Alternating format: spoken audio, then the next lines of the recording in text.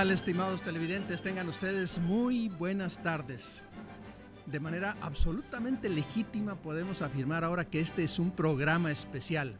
Ustedes lo pueden ver a partir del vestuario, que hombre, nos va la estampa todavía, que tengo que hablar no solo por mí, sino por mis compañeros, por supuesto, pero el día 20 de noviembre, estoy pensando ya en la Revolución Mexicana porque ya estamos preparando ese programa, aunque no lo crean, y vamos a tener unas compañías, ideas aquí de mi compañero, que ya lo sabrá usted, pero vamos a de veras estar muy bien acompañados. Eso es el 20 de noviembre, pero ahorita estamos en el 16 de septiembre, y ahorita tenemos un tema importantísimo, que va a ocurrir, cuya recreación va a ocurrir este domingo, y a ese vamos a dedicarle un tiempo especial.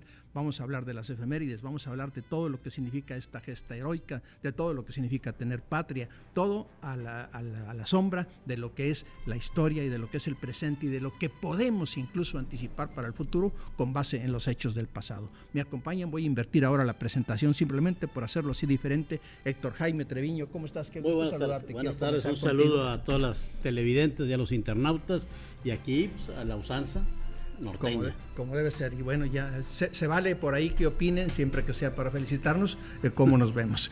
Y bueno, pues mi querido Juan José, ¿cómo estás? ¿Cómo está, maestro? Saludarte. Buenas tardes. Buenas tardes a todo el público que nos está observando en todo el noreste y el sur de Texas. Quiero decir que bueno, tenías comprada tu cuerana desde Tamaulipas. Se quedó atorada en los caminos reales de Nuevo Santander. Fíjate, nada más es una pena por ahí. Aquellos fascinerosos de los que habla quien promueve este programa, eran los que poblaron aquí, seguramente lo dejaron más. De pero bueno, y mi querido Leonardo Martínez. ¿Cómo está, maestro? Pues aquí muy contentos de estar festejando. Con tu edad que tienes, todo te va bien. No, hombre, bueno, no hay problema.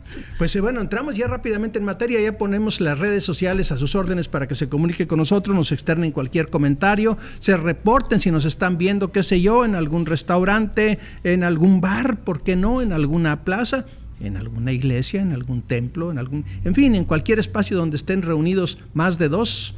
Por ahí dice una sentencia al margen de cualquier cosa religiosa, donde se unen dos en mi nombre, ahí estoy yo. Bueno, pues estamos unidos en el nombre de la patria y por lo tanto estamos convencidos de que aquí está presente la patria.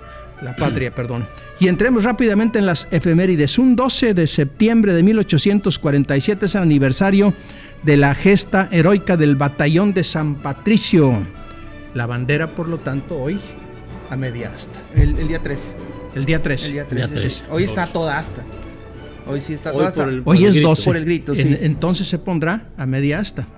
El día 13 hoy es 12 de septiembre del... El 12 también. Hoy es 12 de septiembre. Estamos celebrando como si fuera el 12. Fueron ejecutados en Tlalpan los integrantes de lo que militarmente se le conoce como la Compañía de Tiradores Extranjeros, o la historia lo recuerda como la Legión de San Patricio. De hecho, el verdadero comandante fue el teniente coronel del Arma de Infantería, don Francisco Rosendo Moreno, y su mano derecha era... John O'Reilly, que era del condado de Limerick, si más no me acuerdo, y él era sargento. Ahí está en una célebre película, ahí le están marcando con la D de desertor. Es una película de 1997. Héroes sin patria. De hecho, ahí lo recordamos por dos cosas. En ese filme participó el príncipe Rainiero, el hijo del príncipe Rainiero, el actual príncipe de Mónaco, y la actriz Daniela Romo. Así es, el Batallón de San Patricio, del que se ha escrito novelas y ya se ha investigado profundamente. Se tienen los nombres de todos los que participaron. Hay un monumento allá en el sur de la ciudad de Port San Ángel, hay una lápida, aunque ahí están nada más los que sobrevivieron, no los que ahorcaron. Hay alguna que hay que completar esa lista. Y Monterrey jugó un papel muy importante con la gente, de esta gente del Batallón de San Patricio, aunque habían participado ayudando en los combates acá cercanos a Matamoros. Es aquí ya en Monterrey, en la batalla de Monterrey, donde el Batallón de San Patricio hace su debut con las armas nacionales. Este era un grupo de desertores, hay que hacer la aclaración, del ejército norteamericano, que bueno, defiende o le llama la atención la causa mexicana y la defiende, y bueno, se convierten en parte del ejército nacional que defiende la patria contra el ejército norteamericano, ¿no? Dato interesante. Sí, yo creo que, Silvan, claro, que era también por la cuestión religiosa, ¿no? Sí, de hecho la génesis de la llegada de millones de inmigrantes a Estados Unidos fue el famoso Pulgón de la Papa. Es una plaga que llegó a los campos de papa en Irlanda. Eso motivó mucha hambruna y motivó que más de 1 a 3 millones de ciudadanos, hombres, mujeres, niños, ancianos, lleguen a los puertos atlánticos de Estados Unidos. Llegó un momento en que la migración era tanta que se le achacaron todos los problemas: alcoholismo, bandidaje, violaciones. Ya se preveía la entrada de la guerra con México, y el gobierno federal de Estados Unidos los manda a llamar a filas con varias condiciones. Una, que si se enrolaban durante un año, les iban a dar la ciudadanía. Les iban a dar $200 plata y 200 acres de tierra. Si llegaran a caer en combate, sus viudas recibirían la misma cantidad de dinero, la ciudadanía para ellos y sus hijos, y los 200 acres de tierra. Pero dicen las crónicas, llegan al río Bravo, y ellos alcanzan a ver una hermosa iglesia que es la Catedral de Matamoros. Muchos de ellos eran católicos, piden permiso al comandante americano de cruzar los domingos a tomar misa. Y eso posibilitó de que interactuaran con la población mexicana. Y me imagino que también la devoción católica tuvo mucho que ver. Y claro, desde un principio esta guerra de invasión americana se catalogó de injusta. Incluso muchos de los oficiales norteamericanos y soldados que participaron en la batalla no veían con buenos ojos: estamos combatiendo ¿para qué? Esto es una guerra injusta, y así lo han dejado en sus textos. Claro, inclusive políticos. Había un Nobel diputado por la Asamblea Estatal de Illinois de nombre Lincoln. Abraham Lincoln era un joven y Nobel diputado, y él se opuso. Inclusive políticos tanto demócratas como republicanos, que en ese entonces eran los partidos Tory Whig, que ellos se opusieron porque es bien sabido que esta injusta invasión fue motivada por ciertos políticos encabezados por aquel presidente. ¿Lo recuerdas, Leo? James Knox Polk. También la política expansionista, ¿no? Que ya desde que surge Estados Unidos ya está buscando la manera de... La doctrina Monroe. De hecho, la doctrina Monroe, el destino manifiesto famoso, que habla de que América para los americanos, ¿no? Sí. Pero para ellos, que son los americanos. Fíjate, Leo, en eso tienes razón, porque ya emergía Estados Unidos como potencia y practica lo que en el lenguaje de los marxistas es el imperialismo territorial. Entonces van a ir se agarran la Luisiana, la Florida, la compran, y luego ya van tomando más posesiones. Aclarar también que en el caso de Texas hubo una propuesta de compra. Claro. De hecho, al que mandan regresa sin Texas y lo despiden de su puesto. No me acuerdo cómo se llama. De hecho, eso fue en 1824, siendo emperador don Agustín Iturbide, el primer ministro plenipotenciario. De hecho, la poinsettia, que es la Nochebuena, la flor, se le nombra a él.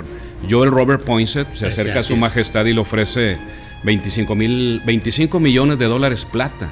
Fíjate, de haber aceptado el emperador esa cantidad, nos hubiéramos ahorrado 100,000 muertos, 2 millones de kilómetros cuadrados y un sinfín de... ¿Pero sí sería justo el precio? Pregunto. No, pero el problema es el sentido de la posesión, de la pertenencia. De la patria. Si acá, en un pueblo nuestro, un señor corre la barda 10 centímetros y hay hasta muertos, es que la posesión, la pertenencia y además el amor al territorio y al país, a la patria, ese es el fundamental. Aunque de repente también el centro olvidaba mucho a Texas, y por eso esos territorios estaban así como... Y luego esa anexión que proponen de Coahuila y Texas no les gustó, y dices pero tú... Pero ¿sabes qué es lo increíble? Estados Unidos declara la guerra el 7 de abril de 1846, pero nosotros declaramos la guerra desde el 15 de noviembre de 1845. Sí. Claro, teníamos lo que se le llama en el derecho internacional el casus belli, porque Estados Unidos quería reconocer la frontera en el Río Grande, y nosotros el río Nueces, 150 kilómetros al noreste, lo que es el río Nueces. Y ahí hay un general que se pasa la línea, ¿no? Sí, y es la causa Taylor, o la barra perfecta para... El casus belli. La excusa perfecta para iniciar las hostilidades, así ¿no? es. Pero bueno, hay más temas más. Ya platicaremos en algún programa más ampliamente. Más a fondo. Yo quiero decir también nada más que lo que estamos escuchando como fondo pues es música, sones de mariachi de Blas Galindo. Posiblemente la versión que estamos escuchando sea la de la Orquesta Sinfónica Nacional de México con Luis Herrera de la Fuente, porque fue una grabación proverbial. Mis compañeros deben saber de esto. Y también estamos con el clásico Huapango de Pablo de Moncayo, que es música muy propia de estos excelente. Y compositores yo creo es la pieza musical que más nos representa desde que se debuta aquella inolvidable noche en el Teatro de Bellas Artes, allá por los años 30. Desde entonces ha sido y será el prototipo de la mexicanidad. Pues fíjate, el himno nacional, la marcha Zacatecas, Y el guapango de Moncayo.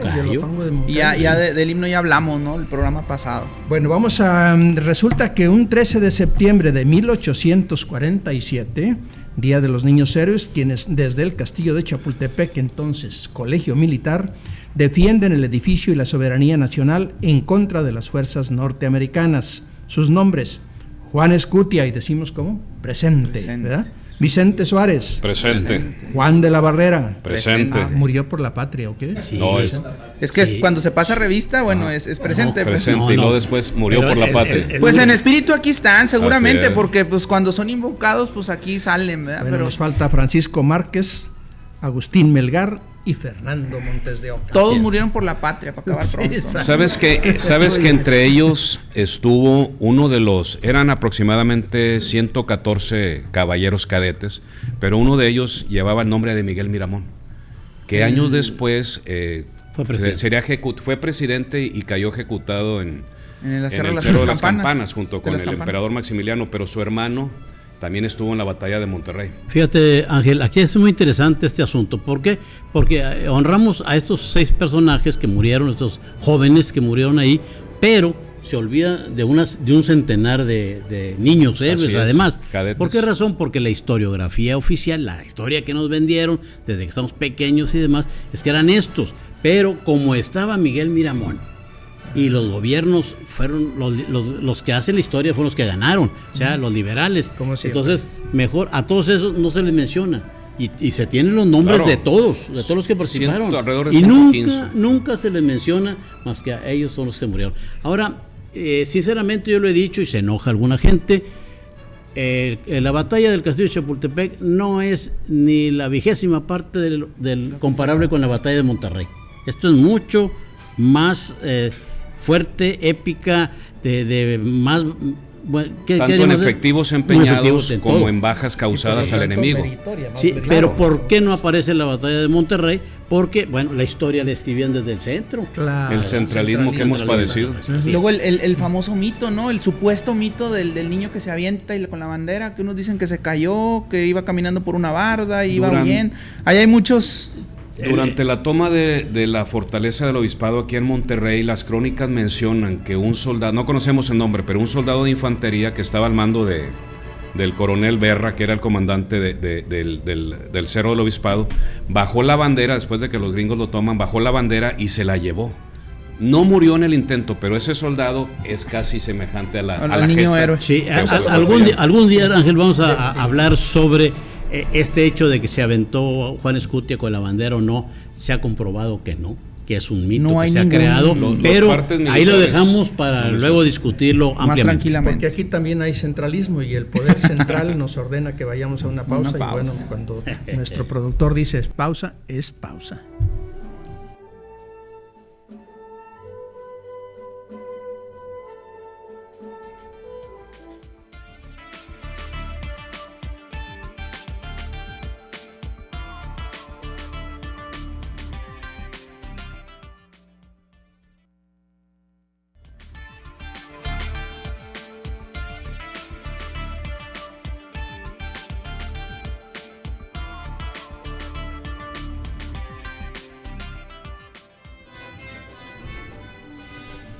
Bueno, pues ahora como nuevo leoneses, recordemos efemérides locales y empecemos por decir que el 16 de septiembre de 1910 se inauguró el Arco de la Independencia en la Calzada Madero.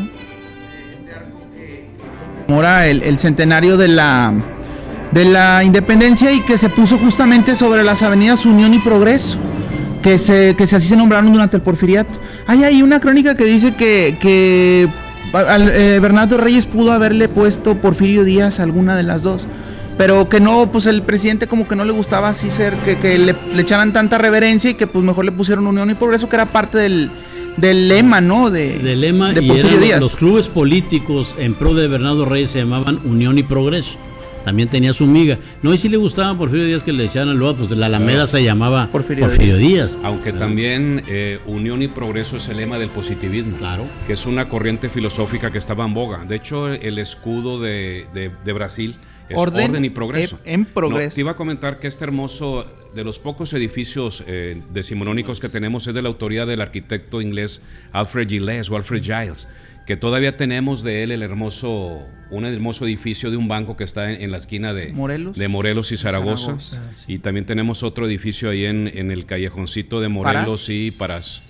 Así es, el Arco de la Independencia se construye a iniciativa de Bernardo Reyes y la Junta de Mejoras Materiales presidida por el ingeniero Miguel F. Martínez, pero lamentablemente Bernardo Reyes no lo pudo inaugurar porque después de los sucesos de 1909 ya estaba afuera, ya lo habían sacado y lo va a inaugurar el general José María Mier precisamente en septiembre de 1910 cuando hubo un ciclón también. Recuerde que hablamos de inundaciones, la del 9 y Leonardo nos puntualizó. En 1910 hubo otro. Entonces, las fotos que hay, se ve ahí los charcos y se ve la gente cubierta. De hecho, la noche cubierta, del 15 al 16 de septiembre de 1910 es muy significativo que la famosa mona del arco no mira hacia el sur, no mira hacia el centro del país, sino se mira hacia el norte. Mira, no sé si mira a Estados Unidos o mira las grandes llanuras, pero sí la han visto, no mira hacia el sur, mira hacia el norte. Tal vez un atisbo de lo que venía. Que luego que la bajaron y que estaba toda llena de balazos. Sí, hace tiempo en el INA se promovió, es que se movió, amenazaba con caerse, entonces se restauró, la bajamos, se llevó a los talleres del Álvaro Obregón, ahí se restauró, ahí la pudimos tocar, pues siempre la vemos allá en el pedestal, allá montada. Entonces, allá arriba, sí, es una pieza excelente, pero que también hay que tener cuidado porque yo creo que tanto el arco como las piezas escultóricas ahí ya requieren una manita de gato. De tigre, tal vez, ¿no? Oye, las imponentes águilas republicanas que están escoltando, guarneciendo. Es hermoso. El Arco de la Independencia, lástima, Ángel, antes tenía aire, es decir, había una gran rotonda, pero de alguna manera fue comprimiéndole y esto le quita la vista, ¿verdad? Y eso está ocurriendo con infinidad de monumentos, edificios históricos en todo el país, que justamente se los come el progreso, quedan encerrados y ocultos. Ahora, la estructura metálica es hecha en la fundidora de Fierro y Acero Monterrey. Está revestida ahí con esta cantera rosa de San Luis Potosí, pero la estructura metálica es obra de la fundidora de Fierro y Acero. Fíjese lo que estamos hablando, 1910, tiene 116 años esa estructura, ese monumento, así es que pues no lo abandonen, por favor. Claro, hay que...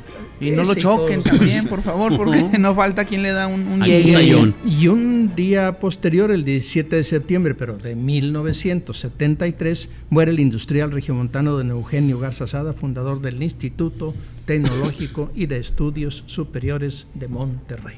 Aquí hay que remontarnos a esa época muy difícil de la guerra sucia, le llamamos nosotros, cuando se establece, se fundan los grupos guerrilleros, la Liga Comunista 23 de septiembre. Entonces un comando de esta liga pretende secuestrar a don Eugenio, no con el propósito de asesinarlo, sino para hacer un gran alboroto propagandístico a nivel mundial, porque uno de los grandes personajes de la industria de Monterrey y de México y de América Latina es sin duda Eugenio Garza Sada y toda su trascendencia que tiene en la comunidad. Entonces estos jóvenes pretendían secuestrarlo y hacer un gran movimiento propagandístico con él, tenerlo 10, 15 días encerrado por ahí, pero las cosas se salieron de control y lamentablemente cae ahí don Eugenio Garza Sada, este hombre pionero de muchas industrias y también de la educación con el Instituto Tecnológico. Aquel lejano 1943, cuando él había estudiado en el MIT de Boston y él estaba consciente que la industria necesitaba ir a la par con la ciencia. Y obviamente, muchas generaciones de jóvenes regiomontanos tenían que estudiar, tenían que prepararse. Y es gracias a su visión, convence a otros capitanes de empresa de que financien, o más bien que den el 10% de sus utilidades, y aquel inolvidable 1943 se funda ahí en la vieja calle de Abasolo, entre Cos y Diego, lo que fue... Es un coloso, necesitaríamos libros para poder llenar toda la trascendencia de su obra, toda la trascendencia de su legado. Que de hecho por ahí en el lugar donde muere hay una placa en el suelo, ya está un poco deteriorada. No, ahorita estábamos viendo la nueva, esa es la nueva. Esta es la nueva. Acaban de colocar una nueva placa, Leonardo, ahí. Nosotros acabamos de estar ahí. Esa es la antigua, es la que estaba. Exactamente. Entonces, y ahí habla de la relevancia y la trascendencia. Fíjate que viendo el juicio que le hicieron a los muchachos ya cuando los atrapan y demás, notamos, Ángel, que también hubo muchos excesos de parte de la Policía Judicial de ese tiempo, porque gente que no había participado pues la torturaron y tuvieron muchos problemas. Tenemos el listado de todos estos muchachos que participaron en eso y algunos que no participaron y que lamentablemente pues había que dar respuesta pronta, pero ahí no existían aquellas, lo que existe la Comisión de Derechos Humanos y demás. Entonces se cometieron algunas injusticias. Finalmente, algunos cayeron ahí en la balacera, y otros purgaron penas ahí en el penal del Estado, aquí en la penitenciaría del Topo Chico, y no fue hasta que se hace la ley de amnistía, que con López Portillo, que salen, y que Martínez Domínguez todavía se resistió un poco a sacarlo, pues las presiones de los empresarios, y finalmente logra su libertad, y algunos de ellos se fueron a la política. Uno de ellos fue diputado local por Tamaulipas, otro es un académico excelente, y así de estas gentes que participaron en ese hecho que conmocionó no tan solo a Monterrey, sino a México y a Latinoamérica. Y esto nos traslada pues casi de manera automática a lo que nosotros entendemos y que es una de las vertientes fundamentales de este programa, es decir, hablar de lo que ocurre hoy y enmarcarlo dentro de las cuestiones históricas. La batalla de Monterrey. El domingo 18 de septiembre del presente, se conmemora ya justamente el 170 aniversario de la batalla de Monterrey. Un evento sin duda trascendental para la ciudad, en donde que ha sido rescatado por un grupo de personas en donde estamos nosotros tres. En los amigos de la batalla de Monterrey, que lideran el doctor Pablo Ramos, Ahmed Valtier. Y hay personas como Carlos González, entre otros, que están ahí buscando la manera de rescatar este episodio, ¿no? Cada año con año han hecho una celebración, y este domingo a las 10 de la mañana, ahí estamos viendo imágenes, este domingo a las 10 de la mañana, va a ser el 170 la conmemoración, y pues va a ser algo en grande, ¿no? También han rescatado la historia viva. Invitamos a toda la comunidad, a todos los amantes de la historia de Monterrey a que acudan este domingo al filo de las 9 para que alcancen un buen lugar. Va a ser una verbena, va a ser en el río Santa Lucía, abajo del puente de Héroes de 47. Ahí está la plaza de la batalla de Monterrey. Ahí vamos a andar por si quieren saludarnos. Fíjate, Ángel, aquí hay que hacer una puntualización. La batalla de Monterrey estaba olvidada, menospreciada, vilipendiada por historiadores nuestros incluso. Sin embargo, este grupo de activistas del quehacer histórico, los amigos de la batalla de Monterrey, han hecho una labor excelente, tesoneros, tosudos, estar ahí machacando la roca para lograr poner en su debido sitio a esta batalla de Monterrey, que ha sido tratada injustamente en la historiografía nuestra. Yo creo que los avances que se tienen, ahí podemos entender la gran dimensión de lo que se tuvo en una de las batallas más épicas, una de las batallas más considerables, podemos decir, que hubo en la invasión americana. Te puedo decir, Ángel, que incluso más que la toma de Veracruz, que la de Cerro Gordo, que la de Chapultepec, lo que pasa es que aquí se hizo una capitulación, pero es una capitulación honrosa. Y se desprestigió a este movimiento, esta batalla de Monterrey, a raíz de que los periodistas del Monitor Republicano, que eran liberales, le echaban durísimo a los jefes y demás, y luego los que hicieron la historia, pues tomaron como fuente el Monitor Republicano, pues como ganaron los liberales, los federalistas, entonces nada más como fuente tomaron eso. Sin embargo, en los escritos de los norteamericanos, en sus libros, los hechos en la misma época, los que hicieron esas narraciones, ellos consideran que esta fue una de las batallas más difíciles, más arduas que tuvieron el ejército norteamericano. Además, debutaban, Silva, si mal no recuerdo, toda una generación de oficiales de West Point. Sabes que militarmente fue una batalla casi perfecta por el valor derrochado tanto de los defensores como de los atacantes. Militarmente fue un ataque frontal con un ataque por desbordando la ala derecha, pero lo que fue el ataque de diversión se convirtió en la parte más sangrienta. Esos días con esas noches fue algo increíble, pero tanto hay que recordar a los defensores como a los atacantes. Claro. Y de hecho de ahí salieron varios presidentes, entre ellos Ulysses S. Grant, también aquel Leo, el presidente de la Confederación del Sur, Era Jefferson Davis. Y también a modo anecdotario estuvo un nieto del padre de la patria, George Washington, de la padre de la patria yankee, ¿verdad? Claro. Pero fue una épica gesta que no hay que olvidarlo.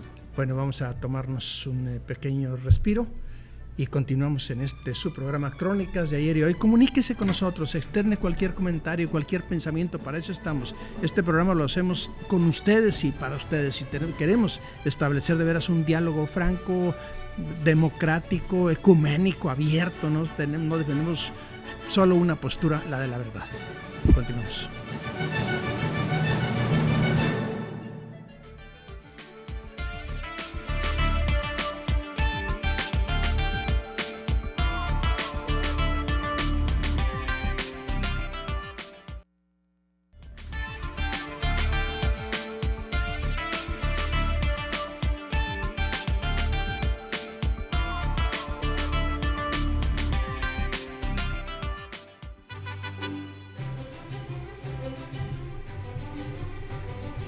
Mi querido Leonardo, ya tenemos saludos. Hay reacciones de la gente, ya nos están aquí mandando.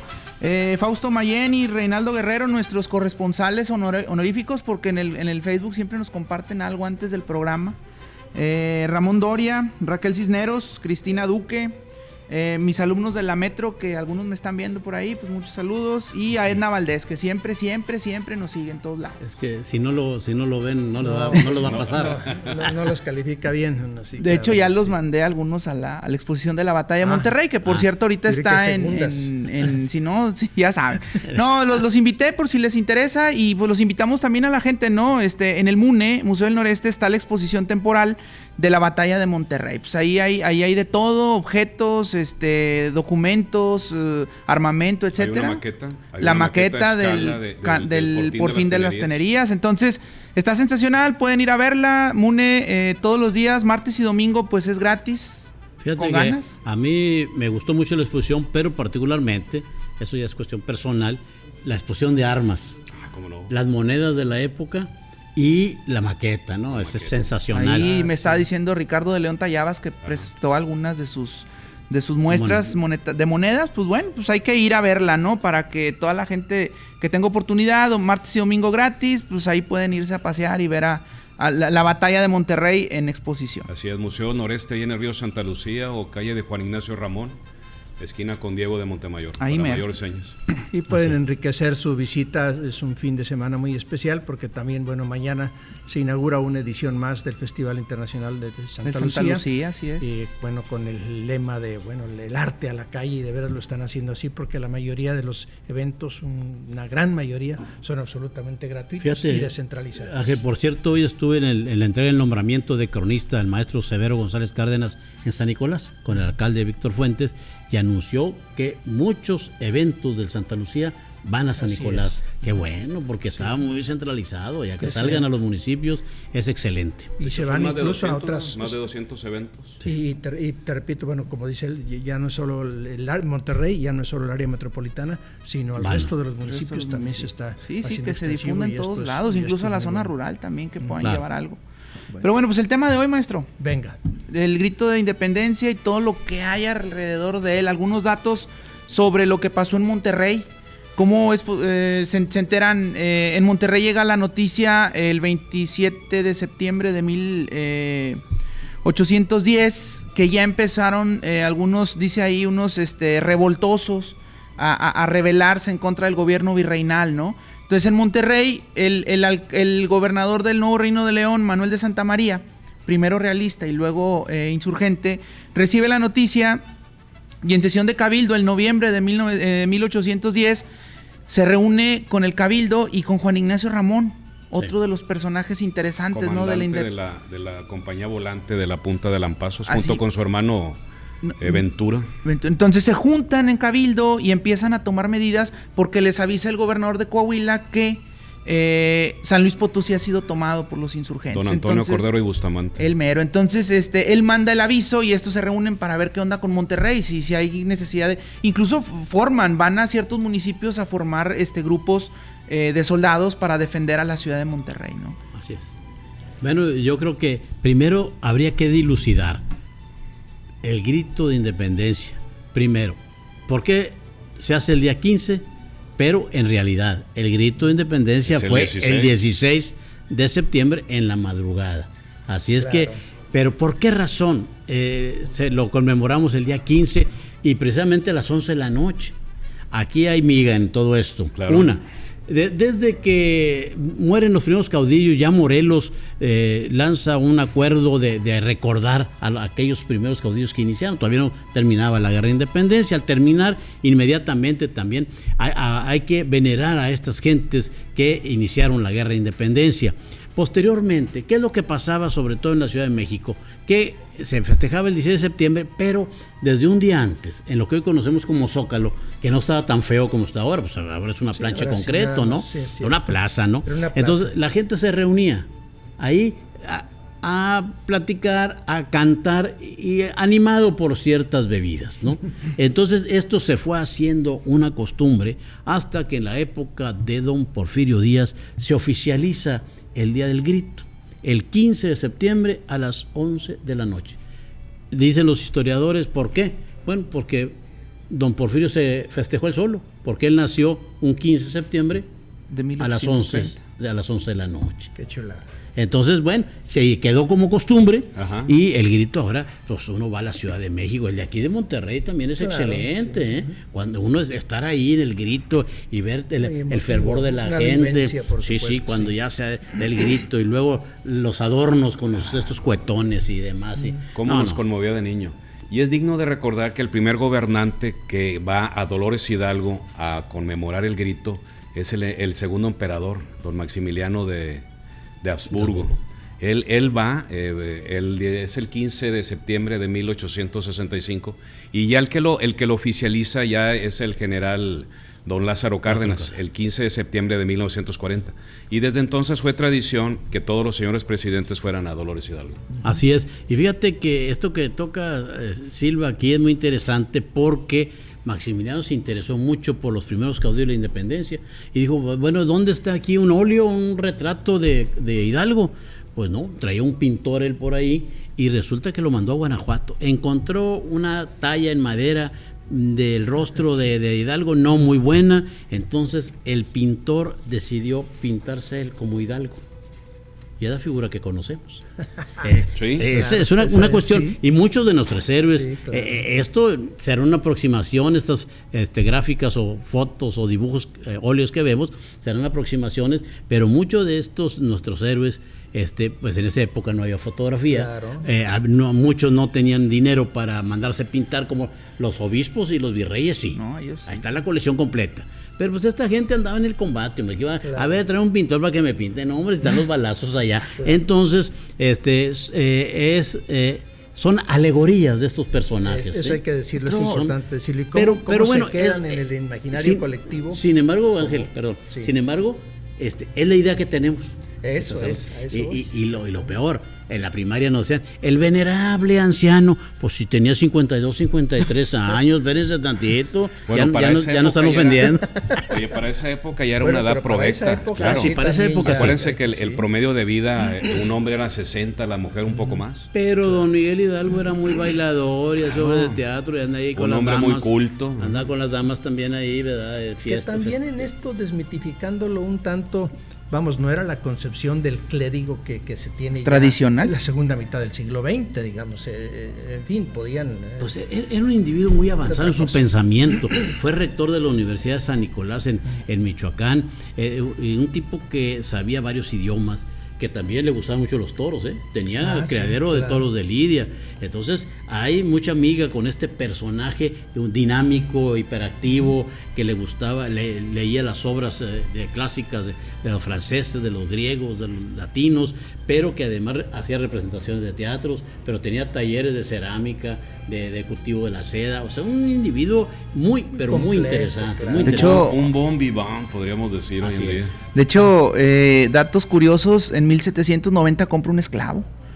Hay datos que luego dicen, bueno, pues fue el que promovió, pero muchos argumentan, a lo mejor lo compró para liberarlo o lo compró para, no necesariamente para utilizarlo como esclavo, ¿no? Entonces, algunos detractores usan ese documento para ahí aventarle un poquito de tierra, ¿no? Oye, Leonardo, pero fíjate, la cuestión psicológica tan interesante, cómo para atrapar a las masas, fíjate, el conocimiento del pueblo toma el estandarte de la Virgen de Guadalupe, pues esa es una cuestión simbólica muy interesante, ¿no? Ya lo habían usado los españoles, o bueno, perdón por el término, para la gente religiosa, los españoles ya habían tomado esta misma imagen para cohesionar a todas las culturas o a todas las castas, y ahora Hidalgo las usa para bueno, ahora sí que la usa en contra de los españoles, ¿no?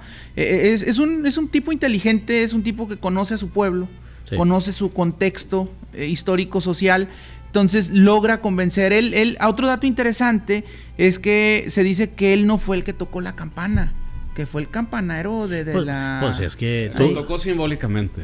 Pues sí. Simbólicamente. Sí, pues, bueno, ya queremos hacer lo que haga todo, pues no, es imposible, ¿no? Imposible. Y luego estaba lloviendo esa madrugada. El hombre orquesta, ¿no? No, y córrele porque ahí venía la represión. Tronar los cohetes y andar en el campanario. Sí, no, y ahí está. Cargar la Virgen, ¿no? Dicen tronar los cohetes. No, pues imposible. No, y luego ya estaba el ejército para ir listo para reprimirlos, pues no, tampoco. Pero bueno, es que también se va labrando alrededor de nuestros héroes una serie de mitos. Fíjate, mucho tiempo comentamos de las paternidades del padre Hidalgo y de las mujeres que sí tú.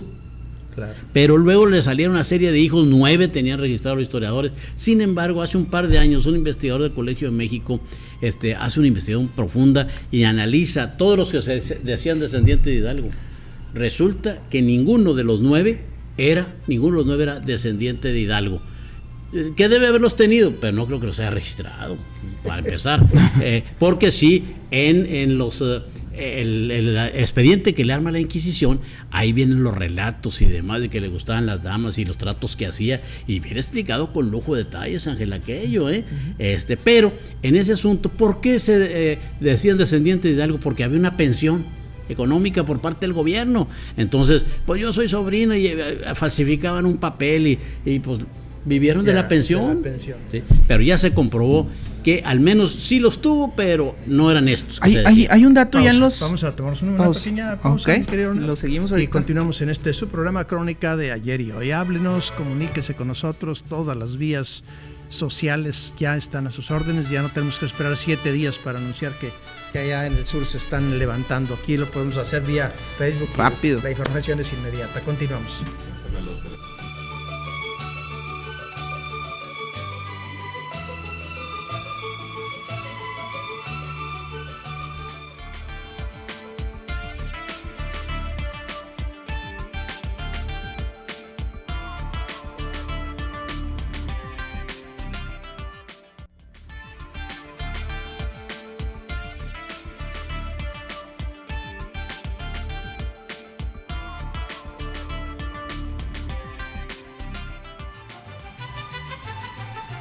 Pues ya se hacen presentes las llamadas y eso nos halaga, nos estimula porque justamente nos ayuda a abrir nuestras mentes un poco más. El señor Francisco Martínez de Solidaridad menciona que la cavidad que está en el flanco poniente del Cerro del Obispado fue usado como trinchera o como drenaje. Francisco, está demasiado, la excavación está demasiado alta para ser utilizada como trinchera y está a mucho nivel sobre el nivel del piso y es muy profunda como para utilizarla de parapeto. En mi opinión, es probable que sea parte de las obras de drenaje que se usaron en 1907, 1908, el ingeniero Joseph Andrew Robertson, como parte de la construcción de las galerías filtrantes que actualmente están en la parte poniente del Palacio del Obispado. Y el señor Félix Sánchez me pregunta que si es cierto que el cura Hidalgo debía 16,000 pesos y eso fue uno de los motivos de levantarse en armas.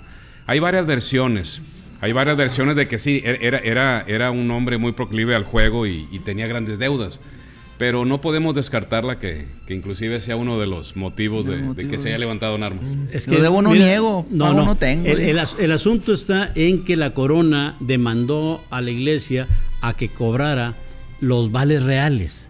y esto vino a todos los grandes propietarios de haciendas, le debían. ¿Cuál es el principal banco en la época de la colonia? La Iglesia Católica. Claro. Entonces todo el mundo le debía. Lógicamente, el hermano del padre Hidalgo y el mismo padre Hidalgo debían también, pues tenían créditos, ¿verdad? Claro. Pero pagaban el interés que era bajo, y el crédito ahí seguía, ¿no? Año y año, hasta que dijo la corona, oye, ya es tiempo de recoger esto, y causó uno de los grandes problemas, y es uno de los factores internos que se manejan como causa de la guerra de independencia, porque hubo un gran descontento de estos poseedores de los vales reales. Que casi todo mundo, comerciantes, empresarios, mineros, todo mundo le debía a la iglesia, que a su vez le debía al rey. Y suena lógico, como causal. Se hizo una cascada. Pues eso es obvio.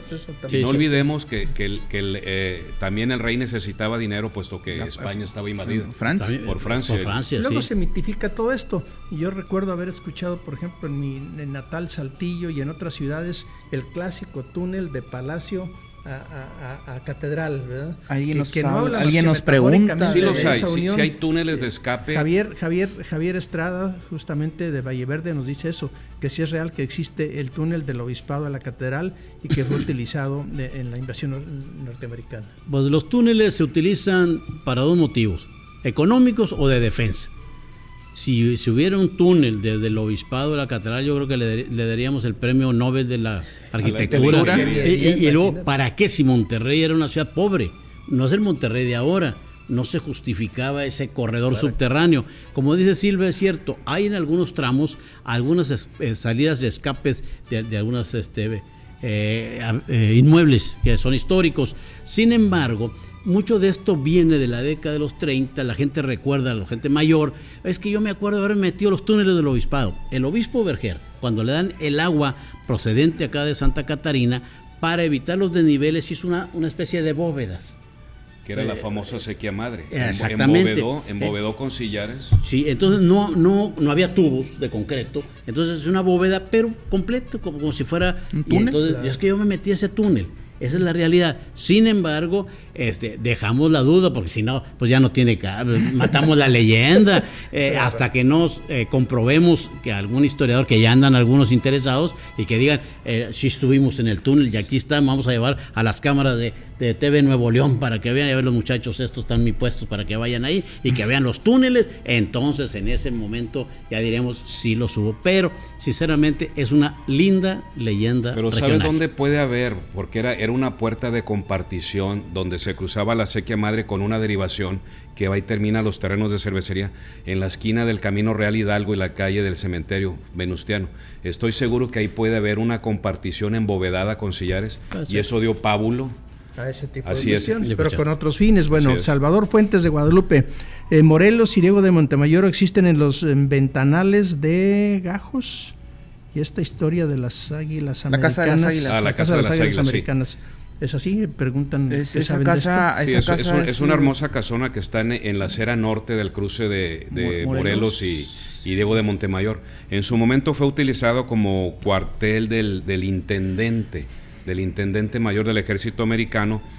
Creo que esa casona, creo que era de don Manuel María de Llano, o me equivoco, maestro. Yo tengo entendido que sí, era de Manuel de Llano. Y todavía tiene unos hermosos vitrales que a simple vista cualquier regiomontano o cualquier visitante puede apreciar en estos días. Irma Valdés de la Lindavista, le parece muy interesante el programa y que se externan muy buenas ideas. Por supuesto que coincidimos. Saludos, Irma. Con usted. Muchas gracias. Muy bien, bueno, Tony Peña, saludan a Ángel Robles por lo del Día del Locutor que fue ayer. Ahí le echan sus florecitas, profe, dígalo. Bien merecidas. Ahí que es un gran locutor y pues dígalo completo, pues. que manden chicharrón. No, se agradece. No faltan ahí, Juanjo, algunos. Ya son todas las llamadas que tenemos. Qué bueno que se comunican con nosotros, agradecemos todas las llamadas. Entonces platicamos ahí un poquito el contexto local. Yo me encontré en el archivo de Monterrey un dato muy interesante, un acta de cabildo de 1821, en donde se habla de cómo se festejó en Monterrey el evento, ¿no?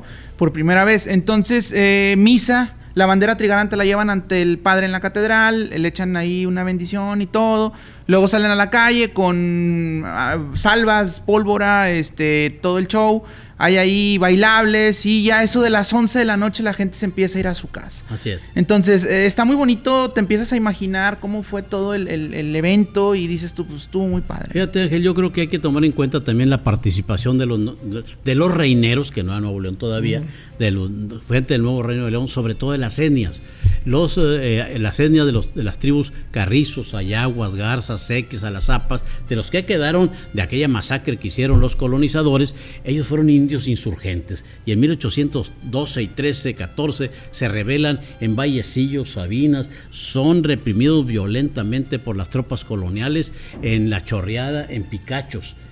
Pero los que sobrevivientes hasta recibieron diplomas de haber participado en la Guerra de Independencia. También hay que hacer notar que de Pesquería Grande, hoy García, ahí participaron mujeres insurgentes, más de 40 mujeres que el rumbo a Salinas combatieron, incluso con las armas en la mano, fueron derrotados lamentablemente y las trajeron acá, las acomodaron en Monterrey como sirvientas. No olvidemos que uno de esos capitanes hoy se le recuerda en la calle Julián Villagrán. Julián Villagrán, exactamente. Pues con esto estamos llegando a término en un programa más de Crónicas de Ayer y Hoy. Les quiero agradecer, por supuesto, a mis panelistas, bueno, extraordinarios, ya lo ven, son como los ve usted. Y bueno, José Garza, te saludo muchísimo, por supuesto. Mi querido doctor Jaime, qué gusto saludarte aquí, un honor tenerte con nosotros. Gracias, y no, al contrario, Crónicas de Ayer y Hoy, no, la gente le gusta el nombre. Desde ahí ya estamos bien, mi querido Leonardo, qué gusto que estés de veras con Un nosotros. gusto también estar con ustedes, y en redes sociales, Historia Regia Revivimiento del Ayer, Crónicas de Ayer y Hoy TV, Leyendas Regias, vamos a completar lo que nos faltó de platicar, ¿no? Allá le seguimos, ¿no? En nuestro programa. Alberto de la Garza en la producción, todos nuestros compañeros camarógrafos, a todos les damos las gracias por la colaboración en este programa y principalmente a ustedes, estimados televidentes, que nos acompañan, que nos siguen. Tiene repetición este programa viernes a las 10 de la noche y domingo a las 4 de la tarde para que se puedan ver la repetición. Hasta la próxima, muchas gracias.